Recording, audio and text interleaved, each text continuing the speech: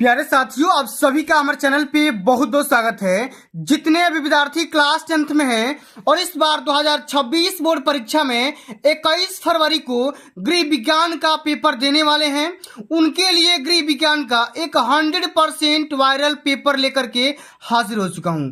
बिल्कुल ये 100% viral paper है। और साथियों, आज के इस वीडियो के माध्यम से आप सभी का गृह विज्ञान वाले पेपर में 70 में 70 मार्क्स पूरा हो जाएगा, ठीक ना। क्योंकि बच्चों, इस वीडियो के माध्यम से आप सभी का पूरा गृह विज्ञान का पेपर लीक करने वाला हूं। अब होगा 70 में 70 नंबर पक्का। क्योंकि साथियों, इस वीडियो के माध्यम से हम सभी, चाहे वो आप सभी का खंड अ हो चाहे वो आप सभी का खंड ब हो, दोनों सेक्शन का सॉल्यूशन इस वीडियो के माध्यम से समझने वाले हैं। और अब की बार 95% पार होगा। और साथियों, आज के इस वीडियो के माध्यम से मैं आप सभी को यह भी बताऊंगा कि एग्जामिनर क्या देख करके फुल मार्क्स देता है और क्यों देता है, इसका तरीका बताने वाला हूं। लास्ट चांस है, समय बिल्कुल भी नहीं है। और पूरा ये टॉपर के द्वारा लिखी गई कॉपी का सॉल्यूशन देख लीजिए। अगर आप भी इस तरीके से कॉपी का सॉल्यूशन करते हैं, बोर्ड एग्जाम के पेपर में इतना अट्रैक्टिव कॉपी लिख करके आते हैं, तो क्यों नहीं आपका नंबर 70 में 70 आएगा। आप ही लोग कमेंट करके बता दीजिए। वो टॉपर ही होगा जो इस प्रकार से कॉपी का रिप्रेजेंटेशन बोर्ड एग्जाम के पेपर में कर सकता है। अब वाकई में आप कर क्या होगे, पूरा गारंटी बताऊंगा। आराम आराम से पूरा पेपर का सॉल्यूशन देख लीजिए। और साथियों, इस वीडियो के माध्यम से यह भी पता चलेगा कि बोर्ड एग्जाम कॉपी का जो फ्रंट पेज होता है, जिसमें रोल नंबर, विषय का नाम, प्रश्न पत्र पे कोडिंग वगैरह जो भी तमाम चीजें भरनी होती है, सब कुछ मैं एकदम अच्छे तरीके से बताने वाला हूं। चाहे लाख तैयारी कर लो, लेकिन कॉपी लिखने का तरीका नहीं पता होगा तो भैया टॉपर नहीं बन पाओगे, टॉपर बनने से वंचित हो सकते हो। तो साथियों, अब की बार 21 फरवरी को गृह विज्ञान का जो ही पेपर बनेगा ना, बिल्कुल एकदम ऐसा ही पेपर बनेगा जैसा कि आप यहां पे पेपर को देख पा रहे हैं, ठीक ना। तो सबसे पहले क्या करना होगा, पहला काम, यहां पर अपना रोल नंबर और यहां पर अपना नाम सब कुछ एकदम अच्छे तरीके से भर देना है। 70 नंबर का पूरा पेपर रहेगा और समय रहेंगे 3 घंटे 15 मिनट। अब साथियों, यहां पर कुछ नोट और निर्देश लिखा गया है। आराम आराम से इसको, सारे नोट को और सारे निर्देश को एकदम अच्छे तरीके से पढ़ करके तभी पूरे पेपर का सॉल्यूशन यहां पे करना होगा, नहीं तो कुछ गलतियां हो सकती है, ठीक ना। चलिए बात करेंगे खंड अ, जिसमें अब बहुविकल्पी क्वेश्चन रहेंगे। और कितने रहेंगे, 20 नंबर के 20 बहुविकल्पी सेक्शन यहाँ पे क्वेश्चन रहेंगे, ठीक ना, इस वाले सेक्शन से। चलिए, पहला हमारा क्वेश्चन प्यारे साथियों क्या पूछा गया है, जरा ध्यान दीजिएगा, ठीक ना। बहुत ही इंपॉर्टेंट क्वेश्चन है। कह रहा है कि अशुद्ध रक्त किस अंग में शुद्ध होता है।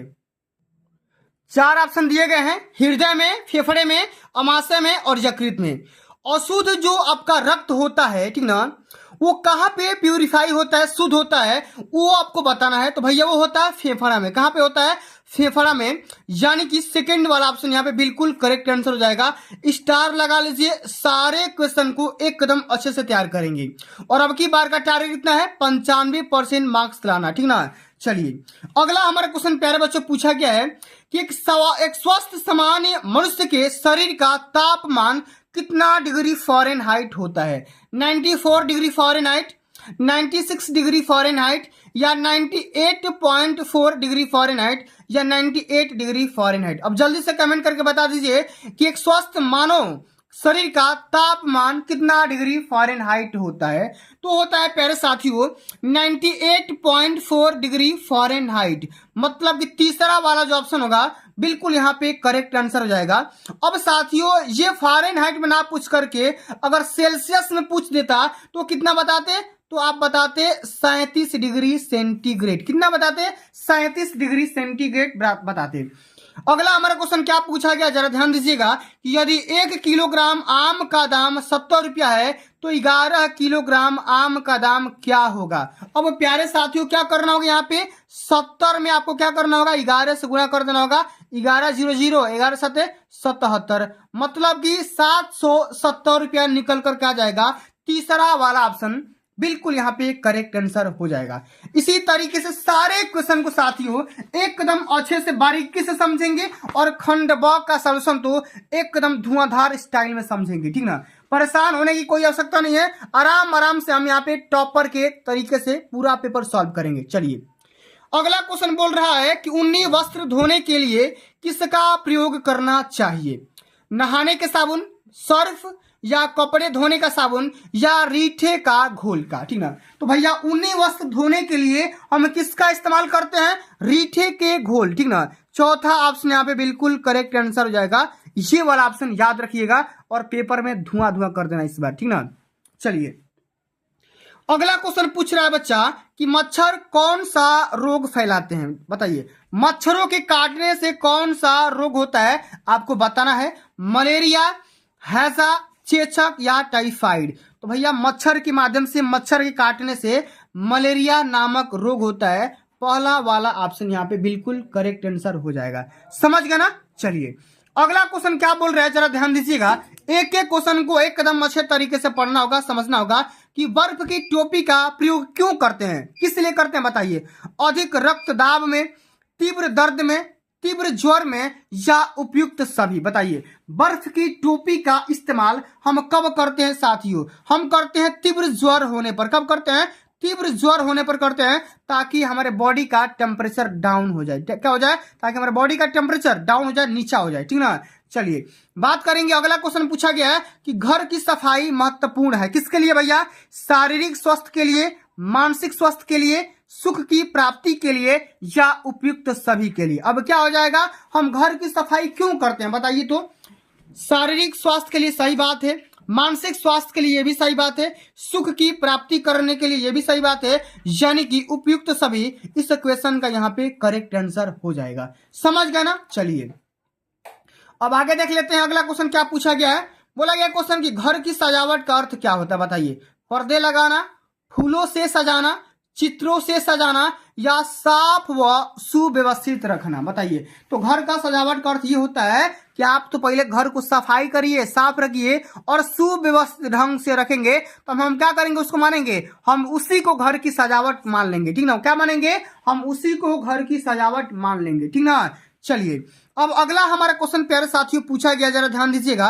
एक एक क्वेश्चन इंपोर्टेंट है, तभी जाकर के 95% मार्क्स आएगा। ठीक ना, आप लोग वीडियो का लाइक कर दीजिएगा, ठीक ना, शेयर भी कर दीजिएगा और चैनल पे जुड़े हैं ना सब्सक्राइब कर दीजिए, क्योंकि आप लोग बाद में भूल जाते हो। ठीक ना, चलिए नील का प्रयोग करते हैं रंगीन वस्त्रों में, सफेद सूती वस्त्रों में, ऊनी वस्त्रों में, या रेशमी वस्त्रों में? ठीक ना, बताइए नील का प्रयोग किस प्रकार के वस्त्रों में किया जाता है? तो हम सफेद प्रकार के सूती वस्त्रों में करते हैं। मतलब कि सेकंड वाला ऑप्शन क्या हो जाएगा? यहां पर करेक्ट आंसर हो जाएगा। समझ गए ना? चलिए बात करते हैं। अगला हमारा क्वेश्चन क्या पूछा गया है कि अतिसार के रोगी को कैसा आहार देना चाहिए? उच्च प्रोटीन युक्त देना चाहिए, उच्च फाइबर मतलब कि रेशे युक्त देना चाहिए, नरम व तरल देना चाहिए, या उपयुक्त में से कोई नहीं देना चाहिए? बताइए, अतिसार मतलब डिहाइड्रेशन के वाले रोगी को आपको नरम व तरल प्रकार के आहार देना चाहिए। तीसरा ऑप्शन यहाँ पे बिल्कुल यहाँ पे करेक्ट आंसर हो जाएगा। समझ गए ना? चलिए अगला क्वेश्चन बोल रहा है कि भोपाल और गैस दुर्घटना, ठीक ना, भोपाल गैस दुर्घटना किसका उदाहरण होता है? आपको बताइए। ठीक ना, वायु प्रदूषण का, जल प्रदूषण का, ध्वनि प्रदूषण का, या मृदा प्रदूषण का? ठीक ना, तो भैया भोपाल में जो एक्सीडेंट हुआ था वो किसका उदाहरण हो जाता है? वो हो जाता है एयर प्रदूषण, मतलब एयर पॉल्यूशन। ठीक ना, वायु प्रदूषण की वजह से। ठीक ना, वो हुआ क्या था? उसमें जो ही कंपनी में विषैली गैसेस थी, कंपनी मैंने आग लग गया था और विस्फोट हो गया था। जो ही विषैली गैसेस थी सब हवा में बिखर गई थी और लाखों आदमी की जान चली गई थी, सैकड़ों आदमी की यहाँ पे जान चली गई थी। आगे बात कर लेते हैं।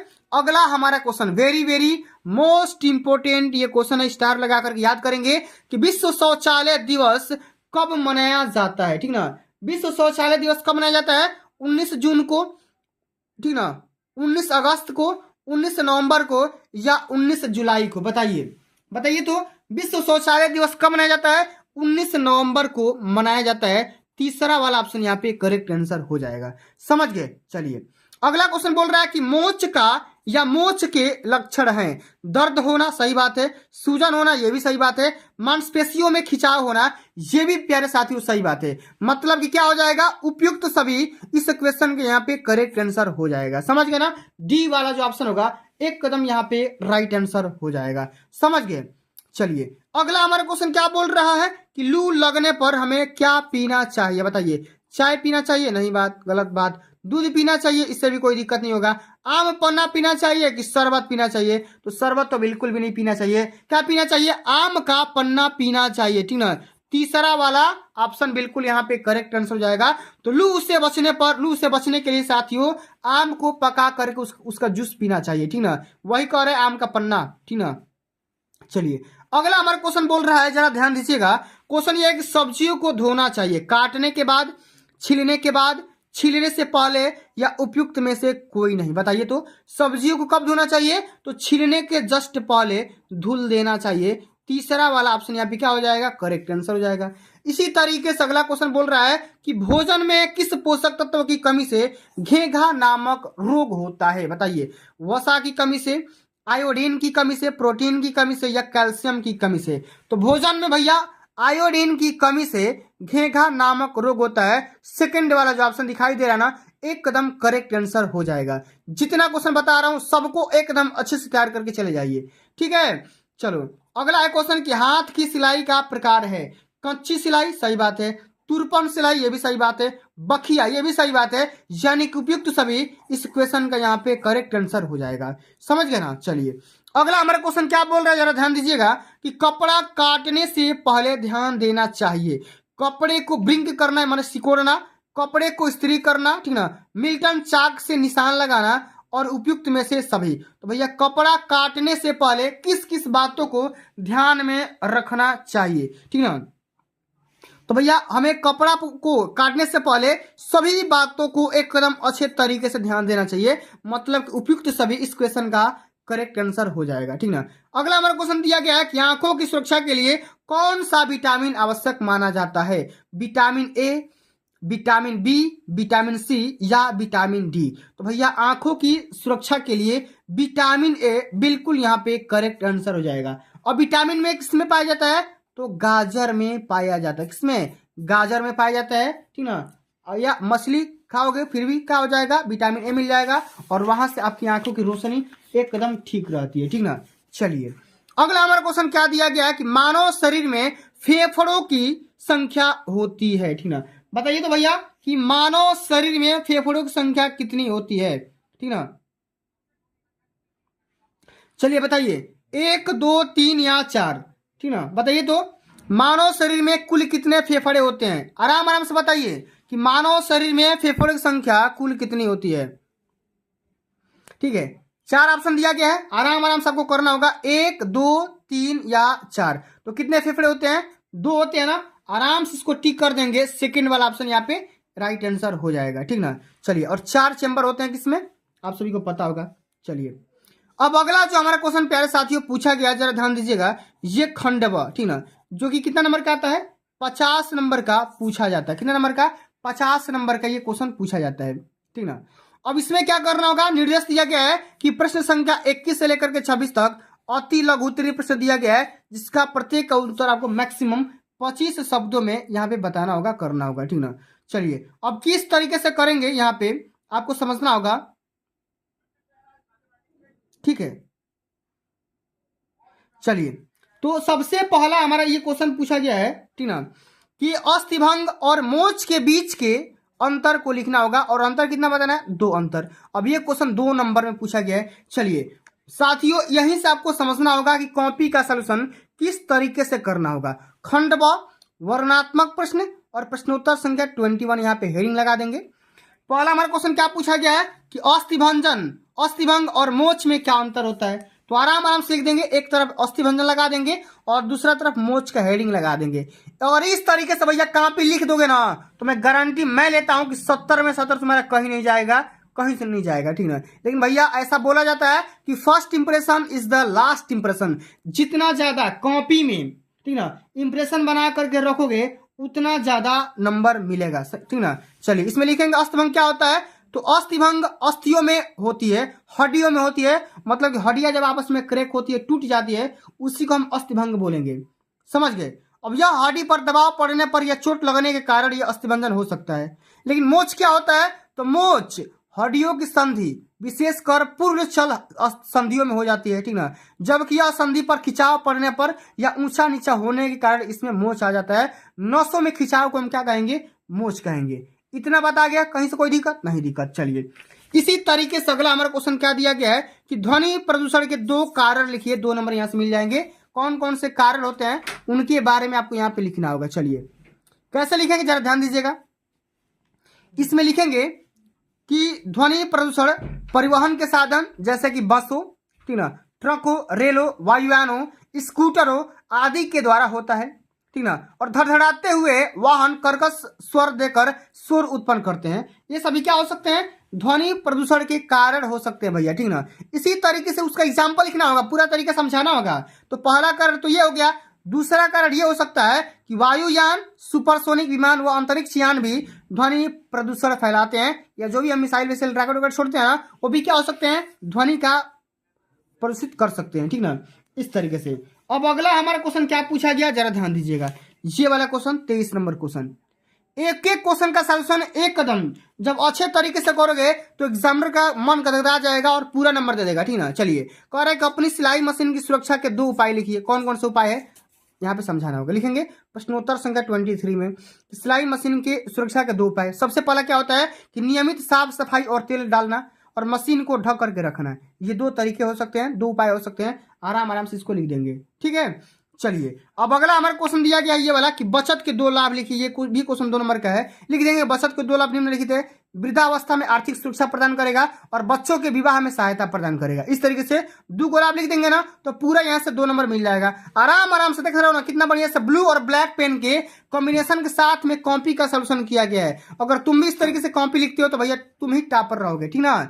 चलिए अगला हमारा क्वेश्चन क्या पूछा गया जरा ध्यान दीजिएगा। ये वाला 25 नंबर क्वेश्चन कि शरीर का तापमान बढ़ने पर किसी व्यक्ति की नाड़ी की गति में क्या अंतर होता है आपको बताना होगा, ठीक ना। चलिए इसमें लिख देंगे कि प्रश्नोत्तर संख्या 25 में लिखेंगे कि शरीर का तापमान बढ़ने पर हृदय को, शरीर को, ठीक ना, ठंडा करने के लिए अधिक मेहनत करनी पड़ती है, जिसके माध्यम से रक्त तेजी से पंप करता है और व्यक्ति की नाड़ी की गति बढ़ जाती है। क्या हो जाती है, बढ़ जाती है। आराम आराम से लिख देंगे, कहीं से कोई दिक्कत नहीं दिक्कत।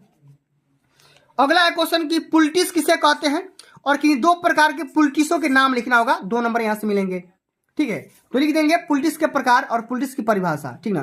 कैसे लिखेंगे कि पुलटिस एक औषधि लेप या काढ़ा मिश्रण होता है जिसे में गर्म करके या सामान्य तापमान पर किसी कपड़े में लपेटकर शरीर के दर्द, सूजन, चोट आदि पर लगाया जाता है। इस प्रकार से लिख देंगे, ठीक ना। और पुलटिस का नाम भी पूछा गया है, ठीक ना, ताकि आराम मिल जाए और सूजन को हम कम कर सकते हैं, ठीक ना। और हम क्या कर सकते हैं भैया, सूजन को हम कम कर सकते हैं। और साथियों ये भी पूछा गया था कि पुलटिस कई प्रकार के होते हैं, उन सभी का आपको यहाँ पे क्या करना था, नाम लिखना था, ठीक ना। चलिए मैं दिखा दे रहा हूँ कौन कौन सा पुलटिस का नाम है। एक एक चीज आपको यहाँ पे आराम आराम से तैयार करके जाना होगा, ठीक ना, एक एक सोल्यूशन, ठीक ना। अब पुलटिस के क्या नाम होगा, एक तो अलसी का पुलटिस, एक हो जाएगा प्याज का पुलटिस जो कि फोड़ा वड़ा पे हो जाता है ना, उस पर लगाया जाता है, ठीक ना।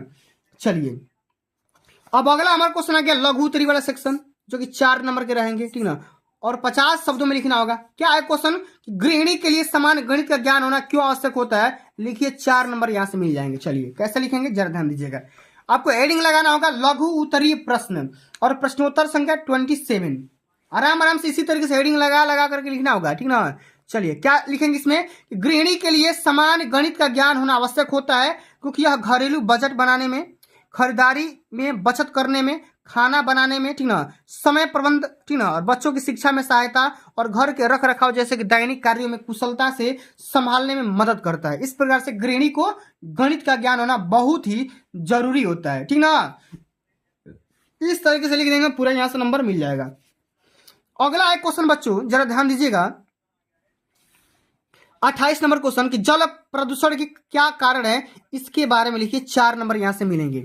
चलिए कैसे करेंगे, लिखेंगे कि जल प्रदूषण के कारण औद्योगिक कचरा, अनुपचारित शहरी सीवेज, कृषि अपवाह और प्लास्टिक अपशिष्ट हैं जो कि जल स्रोतों जैसे कि नदियों, झीलों और भूजल को हानिकारक रसायनों जैसे कि भारी धातुओं और जैविक प्रदूषकों से दूषित करते हैं, जिसके माध्यम से जलीय और मानव स्वास्थ्य को खतरा हो रहा है, ठीक ना। इस तरीके से हम जल प्रदूषण के कारण लिख देंगे और इसके हमारे मानव जीवन पर क्या प्रभाव पड़ रहा है उसके बारे में भी लिख देंगे। यहाँ से एग्जाम पर खुश होकर के गदगदा करके नंबर दे देगा, ठीक है ना। एकदम 70 में 70 नंबर मिलेगा, कहीं से कोई दिक्कत नहीं आएगा। चलिए अब हम हल करेंगे 29 नंबर क्वेश्चन का सॉल्यूशन, ठीक ना। चलिए कैसे हल करेंगे जरा ध्यान दीजिएगा। एक एक क्वेश्चन इंपॉर्टेंट है, सभी क्वेश्चन को एक कदम अच्छे तरीके से तैयार करके जाना होगा, ठीक ना। चलिए 29 नंबर क्वेश्चन बोल रहा है कि स्याही और हल्दी का दाग आप कैसे छुड़ाएंगे, इसके बारे में लिखिए। 4 नंबर का क्वेश्चन है। तो स्याही और हल्दी के दाग को छुड़ाने का उपाय क्या क्या होगा? एक तो हो जाएगा पहला तरीका तत्काल कार्रवाई करेंगे, दूसरा है वैकल्पिक उपाय और तीसरा है धोना। ठीक है, अब तीनों के बारे में एकदम आराम आराम से लिखेंगे।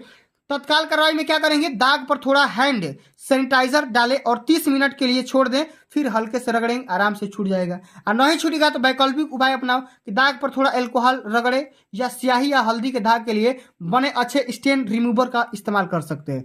एक ये तरीका हो गया। तीसरा है धोना, मतलब कि दाग हटाने के बाद कपड़े को समान डिटर्जेंट के साथ ठंडे पानी में धो देंगे तो क्या हो जाएगा, हमारा दाग आसानी से छूट सकता है। ठीक ना, आराम आराम से लिख देंगे, पूरा यहाँ से नंबर मिल जाएगा। चलिए अगला हमारा क्वेश्चन पूछा गया 30 नंबर क्वेश्चन कि घर की उपयुक्त सजावट गृहिणी के किन गुणों की परिचायक मानी जाती है, इसके बारे में लिखिए। ये क्वेश्चन बच्चों 4 नंबर में पूछा जाएगा। कितने नंबर में? 4 नंबर में।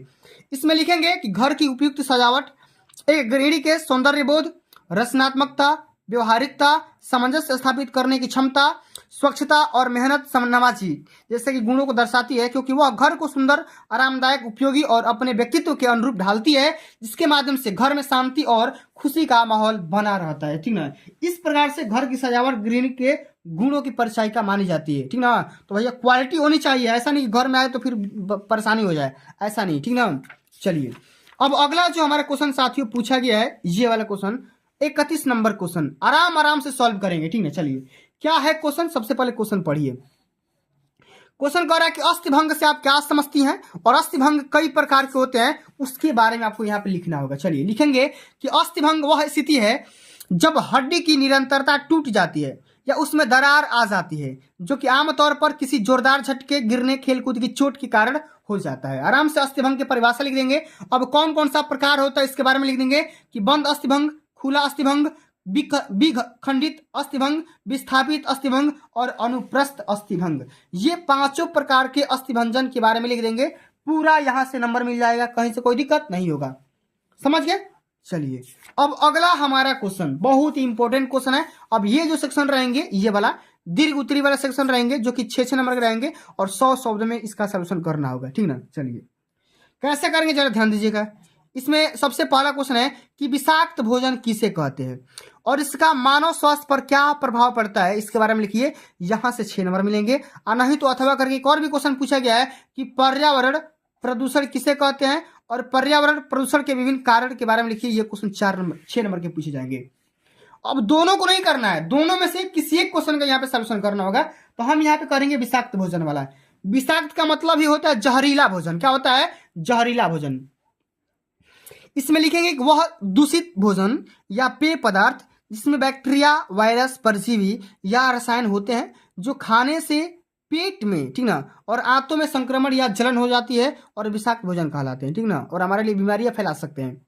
और इसका हमारे जीवन पे क्या प्रभाव पड़ता है, इसके बारे में समझते हैं। सामान्य लक्षण क्या होता है? उल्टी, दस्त, कभी कभी खून के साथ, ठीक ना, और पेट में ऐंठन, पेट दर्द और बुखार, ये तमाम प्रकार के लक्षण आ सकते हैं। इसका प्रभाव क्या पड़ेगा भैया? गंभीर प्रभाव। इसमें लिख देंगे निर्जलीकरण, कमजोर प्रतिरक्षा प्रणाली वाले रोग आ जाएंगे और दीर्घकालिक समस्याएं भी उत्पन्न हो सकती है। और कौन कौन समस्या आ सकती है? जैसे कि मान के चलिए कुछ मामलों में यह लंबे समय तक रह सकता है या गंभीर जटिलताएं पैदा कर सकती है। ठीक ना, इतना सारी समस्या को ये पैदा कर सकती है। चलिए अब अगला हमारा क्वेश्चन, ये 33 नंबर क्वेश्चन क्या बोल रहा है जरा ध्यान दीजिएगा। एक एक क्वेश्चन इंपोर्टेंट है, सभी को एकदम अच्छे से तैयार करके जाइए। क्या है क्वेश्चन कि भोजन पकाने का क्या उद्देश्य होता है और भोजन पकाने की विभिन्न विधियों के बारे में लिखिए। ये क्वेश्चन 6 नंबर का है। अनु तो ये बताओ कि अथवा करके दिया गया ना कि रोगी को रोग की अवधि में किस प्रकार का भोजन देना चाहिए और क्यों देना चाहिए। इन दोनों में से किसी एक क्वेश्चन के बारे में यहाँ पे लिखेंगे। हम यहाँ पे लिख देंगे रोगी को दिए जाने वाला भोजन और क्यों देते हैं।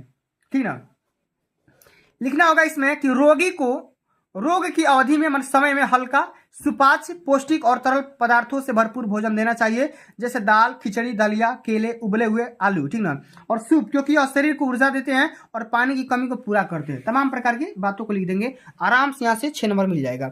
और ऐसा भोजन देने का कारण क्या होगा, लिखेंगे ऊर्जा और पोषण युक्त होना, ठीक ना, पाचन में आसानी होना, रोग प्रतिरक्षा को बढ़ाना और मांसपेशिया में शिक भरी करना। ठीक ना, इस तरीके से हम क्या कर देंगे, इसका कारण भी लिख देंगे।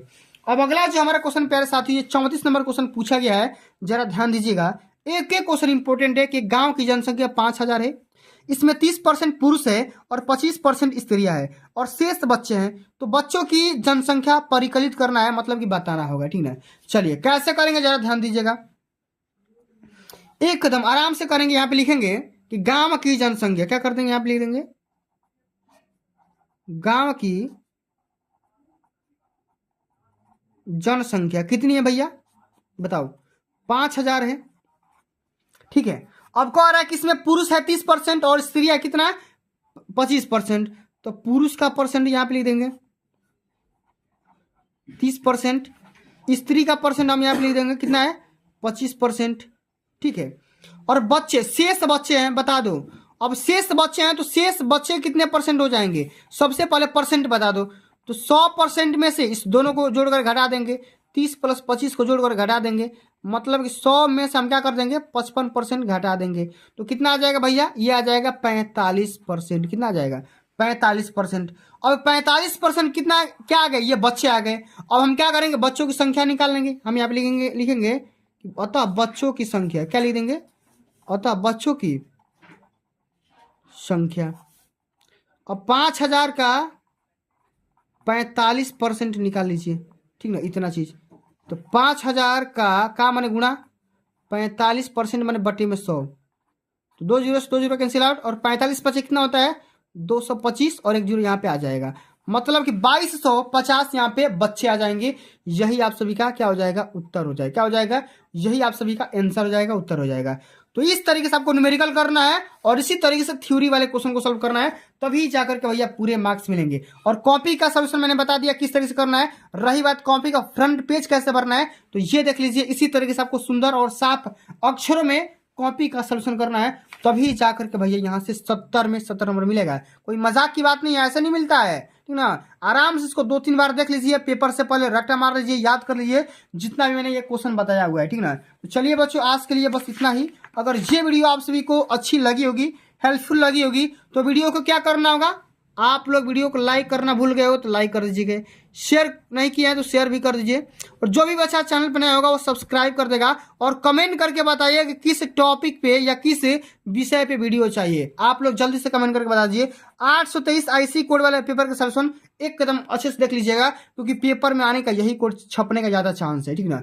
चलिए मिलते हैं अगली वीडियो में, तब तक के लिए जय हिंद, जय भारत, वंदे मातरम।